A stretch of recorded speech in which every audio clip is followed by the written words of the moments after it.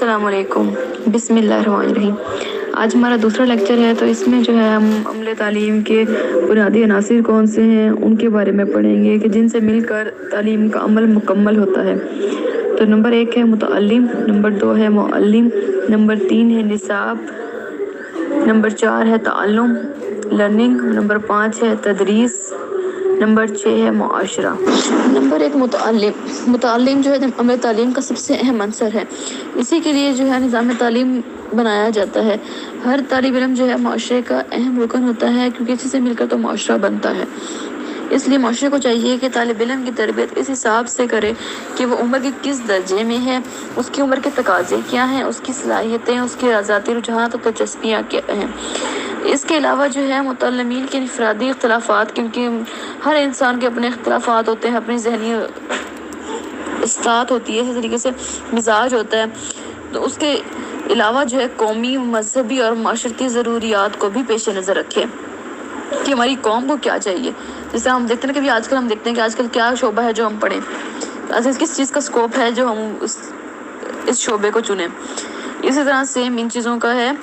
تو اس میں آگے آتا ہے کہ کیونکہ زندگی کا مقصد جو ہے، اب دیکھیں نا، ہم لوگ کہتے ہیں کہ جی زندگی کا مقصد جو ہے صرف پیسہ کمانا نہیں ہوتا، جسم اور روح کا رشتہ برقرار رکھنا بھی اس کا ایک حصہ ہے۔ زندگی کو ایسے رخ پر ڈھالنا چاہیے کہ وہ انسان جو ہے وہ معاشرے کے مطابق ہو، اس کے معیار کے مطابق ہو۔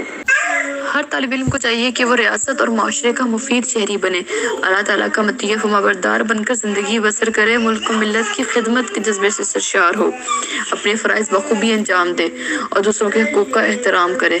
اسی طریقے سے جو ہے ایک متوازن معاشرہ ایک اچھا معاشرہ بن سکتا ہے۔ نمبر 2 ہے معلم یعنی ٹیچر۔ معلم ہی وہ ہستی ہے جو طالب علم کی تعلیم و تربیت کا حق ادا کرتی ہے۔ اسے روح انسانی کا صنعت گر قرار دیا گیا ہے کہ انسان کی جو روح ہے اس کو سنوارنا، اس کو نکھارنا اس کے ذمہ ہے۔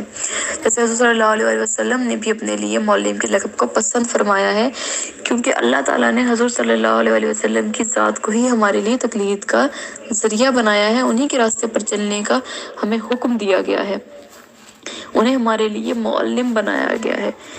ایک جو معلم ہوتا ہے وہ معمار قوم کی حیثیت رکھتا ہے، کہ جیسے ایک معمار گھر بناتا ہے، اسی طرح سے ایک معلم کے ذمہ ہوتا ہے کہ انسان کو بنانا، اس کی ذات کو نکھارنا، اس کو ایک معاشرے میں چلنے کے قابل بنانا۔ معلم کی ذات جو ہے نا، وہ ایک طالب علم کے لیے مثالی شخصیت ہے کہ وہ اس کو مثال رکھتا ہے، اس کے پیچھے چلتا ہے، اس کی بات کو مانتا ہے، اس کی بات کو سنتا ہے۔ ہر لحاظ سے اگر استاد کا کردار اچھا ہوگا تو وہ بھی اچھا، اس کی کردار کی اچھائی کو اپنائے گا، اگر کردار برا ہوگا تو اس کی برائی کو اپنائے گا، اخلاق اچھا ہوگا اخلاق کو اپنائے گا۔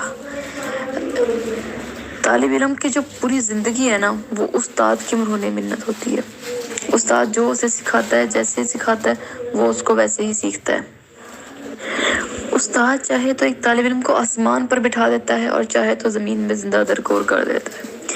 ایک معلم ہی جو ہے وہی جو ہے طالب علم کی زندگی میں انقلاب لا سکتا ہے۔ اگر معلم اپنے جو وہ سبجیکٹ پڑھاتا ہے، جو وہ پڑھا رہا ہے، اس میں اگر وہ مہارت رکھتا ہے تو وہ معلم کے جو ہے آسمان پر بٹھا دے گا۔ اب اگر کوئی مجبوری میں یہ معلم بنا ہے کہ جی ہمیں کوئی نوکری نہیں ملی تھی، ہمیں کچھ اور تھا نہیں تو ہم نے جی معلم بن گئے، تو وہ جو ہے اپنے جو اس کا کام ہے، جو اس پر فرض ہے، وہ اس کو صحیح سے ادا نہیں کر سکتا، جس کی وجہ سے وہ تباہ و برباد کر دے گا طالب علم کو۔ نمبر 3 ہے نصاب یعنی کریکولم۔ نصاب کا لفظی معنی جو ہے وہ راستے کے ہیں، کہ جس پر چل کر طالب علم اپنی منزل تک پہنچتا ہے۔ جیسے کہ اب جو کتابیں ہوتی ہیں یہ نصاب ہے، کہ ظاہر سی بات ہے یہ ہم کتابیں پڑھتے ہیں، اگر فرض کریں ہم 1 کلاس میں ہیں تو ہم اس کی کتابیں پڑھتے ہیں، ان کو سب کو پڑھ کے ان سے سیکھتے ہیں، پھر امتحان دیتے ہیں اور پھر ہم جو ہے اپنا رزلٹ ہمارا آتا ہے، تو وہ ہماری منزل ہوتی ہے ایک طرح سے۔ تو یہ نصاب کیا ہے؟ راستہ ہے جس پر چل کر طالب علم اپنی منزل تک پہنچتا ہے۔ اس میں جو ہے تمام سرگرمیاں، مشاغل، تجربات، مشاہدات اور تحقیقات جو کہ ہم لوگ اپنے اداروں میں کرتے ہیں، یہ اداروں سے باہر کی جاتی ہیں، وہ سب جو ہے نصاب کے اندر آتے ہیں۔ تعلیم کی حیثیت ایک نظام مملکت میں دستور کی ہے۔ جیسے ایک مملکت کا نظام دستور کے بغیر نہیں چل سکتا، اسی طریقے سے نصاب کے بغیر تعلیم کا عمل نہیں ہو سکتا۔ اب اس کے جو ہے نصاب کو دو حصوں میں تقسیم کیا جاتا ہے، ایک مواد کنٹینٹ یعنی، دوسرا ہوتا ہے ہم نصابی سرگرمیاں کو کریکولر ایکٹیویٹیز۔ مواد میں جو ہے انسانی تجربات، مشاہدات اور تحقیقات شامل ہوتی ہیں۔ یہی سب چیزیں جو ہیں مل کر درسی کتب کی شکل میں جو ہے طلباء کو اور اساتذہ کو دی جاتی ہیں، تاکہ اساتذہ ان کو طلباء کو پڑھائیں اور پھر ان کا جو ہے امتحان لیں، تاکہ طلباء کی ذہنی استعداد، ضرورت اور دلچسپیوں کے بارے میں جانا جا سکے اور اس حساب سے نصاب کو ترتیب دیا جائے۔ اور نصاب میں جو ہے ہمیشہ تبدیلی اور رچے کی گنجائش رکھی جاتی ہے تاکہ وقت کے ساتھ اسے تبدیل کیا جا سکے۔ نصاب تعلیم کا دوسرا اہم حصہ جو ہے وہ ہم نصابی سرگرمیاں ہوتی ہیں۔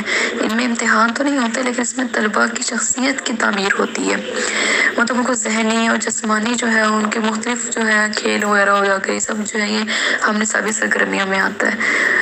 اس سے جو ہوتا ہے نا کہ ان کو جو ہے معاشرے میں چلنا، معاشرے میں کیسے اٹھنا بیٹھنا، یہ سب ان کو سمجھ میں آتا ہے۔ اس حساب سے نا جو ہے نصاب کی ان سرگرمیوں کو، ان مشاغل کو جو مختلف اسناد اور سرٹیفکیٹ بھی دیے جاتے ہیں۔ نمبر 4 ہے تعلم، لرننگ یعنی سیکھنا۔ سیکھنے کا عمل جو ہے سب سے زیادہ امپورٹنٹ ہے کہ آپ جب کتاب نصاب آپ پڑھتے ہیں، ٹھیک ہے، مواد آپ پڑھ لیتے ہیں، کتابیں پڑھ لیتے ہیں، لیکن ہم ان سے کچھ سیکھتے نہیں ہیں۔ صرف رٹا مار لینا کافی نہیں ہوتا، ان سے سیکھنا مین ہے۔ اس کے علاوہ یہ جو ہم نصابی سرگرمیاں ہوتی ہیں یہ بھی ہمیں سکھاتی ہیں۔ اس میں جو ہے کئی ہوتے ہیں GMCQs، وہ کیا کہتے ہیں ٹیسٹ وغیرہ بھی ہو جاتے ہیں، کوئی ذہن کے لیے وہ ہو جاتے ہیں، جسمانی طور پہ کھیل ہو جاتے ہیں۔ تو ان سب سے سیکھنا جو ہے وہ مین طالب علم کا مقصد ہوتا ہے۔ اب یہ مثال دیکھ لیں کہ جیسے فرض کریں ایک بچہ آگ کو ہاتھ لگا لیتا ہے، ٹھیک ہے، وہ فوراً ڈر کے اپنا ہاتھ پیچھے کر لیتا ہے۔ اس کے بعد وہ دوبارہ کبھی آگ کو ہاتھ نہیں لگاتا، کہ اس کو پتہ لگ جاتا ہے کہ اگر میں آگ کو ہاتھ لگاؤں گا تو مجھے تکلیف ہوگی۔ تو یہ کیا وہ تجربہ اس نے ایک چیز کی، تو اس سے جو اس کو سبق مل گیا کہ جی آگ کو ہاتھ لگاؤں گا تو مجھے درد ہوگا، تو وہ دوبارہ کبھی یہ کام نہیں کرے گا۔ یہ سیکھنا تعلیم ہے۔ تو جو استاد ہیں ان کا یہی کام ہے کہ وہ تجربات کرواتے ہیں، انہیں اس سے گزارتے ہیں کہ ان کو پتہ لگے کہ یہ ہے کیا چیز، ان سے وہ سیکھیں۔ یہ جو تجربات ہوتے ہیں، یہ جو واقعات ہوتے ہیں، یہ سب تعلیم کا ایک حصہ ہوتے ہیں۔ نمبر 5 ہے تدریس، ٹیچنگ، تعلیم دینے کا طریقہ۔ اب یہ ایسا فن ہے جو مطلب کسی استاد کو یہ آتا ہے کہ اب دیکھیں نا ایک کلاس میں کتنے طلباء ہوتے ہیں، ہر طلباء کا اپنا مزاج، اپنا انداز ہوتا ہے، تو ان کو سمجھنا اور اس کے مطابق ان کو پڑھانا، یہ جو ہے تدریس ہے۔